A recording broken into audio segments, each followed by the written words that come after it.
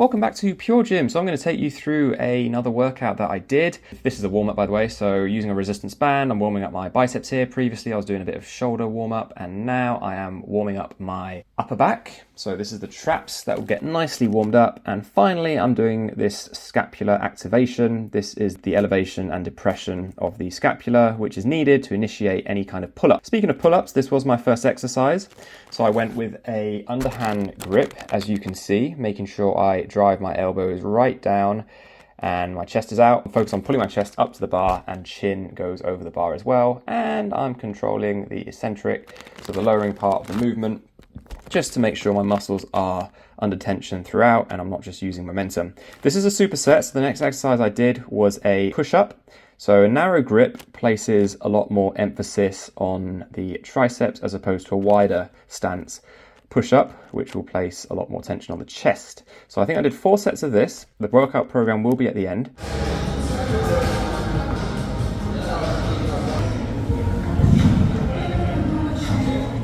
Next exercise I did was a machine plate row.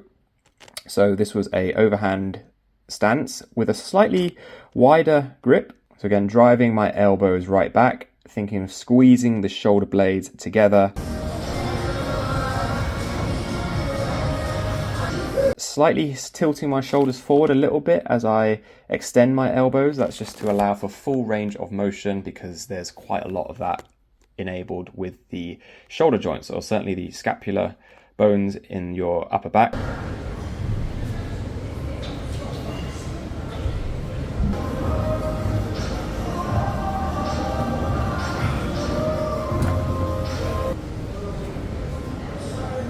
So next on the menu is another superset, this time just purely arms, starting off with biceps. So hammer curl, neutral grip, dumbbell curls, hinging from the elbow joint, keeping my upper arms completely fixed in position. So it's only my forearms that's doing the movement, and doing my best to keep my elbows close to my sides and also control the lowering phase of the movement. So as fatigue is creeping in, maybe I'm using a tiny bit of shoulders to help assist the biceps. But honestly, if form is perfect, especially on the last few reps, probably means I'm not pushing myself hard enough. I picked up some lighter dumbbells for the next exercise, for the triceps superset, because I just, there's no way I will be able to do this tricep kickback with the dumbbell weights, with the bicep weights.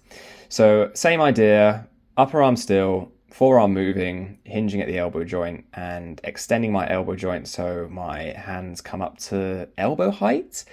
They don't stay up there for very long, but yeah, I definitely felt a very, very good arm pump from this movement, which is ultimately what I'm trying to chase by targeting more on arms.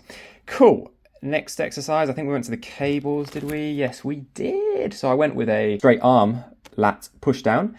The reason for keeping my chest out and hips out is that enables fuller range of motion. If my hips were fully extended and I was standing in a straight line, then the range of motion would be a little bit more restricted. So breathing out as I extend my shoulders, bringing them down, and then as I flex my shoulder joint and bringing my biceps up to my ears, I'm trying to fight that resistance and go as slow as I possibly can.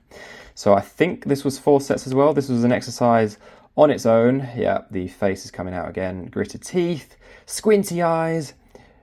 Thank goodness there's no noise on this, because I'll probably make some funny grunting noise, but who doesn't when they're lifting heavy in the gym? What have we got? Oh yes, I did another arms superset, this time purely cables. Starting off with biceps again. Because this is unilateral, so I'm doing left and right separately, I'm starting off with my left side. It is my weaker side. That's what I'd suggest if you were to do unilateral exercises. Starting off with your weaker side, always finish with your dominant side. Bringing my hand all the way up to shoulder height and control the movement on the way down.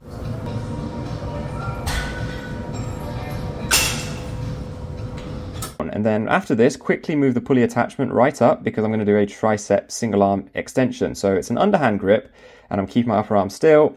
It's kind of like the kickback, but I guess it's a different angle. So fast forward, switch to the other side. I'm doing my right arm now. What I've noticed is that because I think my right arm, my dominant side, has more strength, I make sure I go to failure on my left arm, and then I simply follow the same number of reps on my right side, even if my right arm has a few more reps in the tank compared to my left, just to make sure I don't have any muscle imbalances. This is the final one, so it's a preacher curl. What I like about this one is that obviously the elbows are locked in place.